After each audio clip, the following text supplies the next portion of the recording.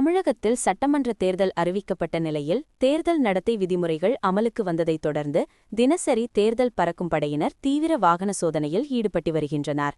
இந்த நிலையில் திருவாரூர் மாவட்டம் கூத்தாநல்லூர் பகுதியில் கூட்டுறவு சார்பதிவாளர் சுதாகர் தலைமையில் நடத்தப்பட்ட வாகன சோதனையில் அவ்வழியாக வந்த அரசு பேருந்தை சோதனை செய்ததில் சிவகங்கை மாவட்டம் ராமசாமி மேலப்பசலை பகுதியைச் சேர்ந்த ஸ்டாலின் என்பவரிடமிருந்து ரூபாய் 4,20,000 ரொக்கப்பணம் பறிமுதல் செய்தனர்.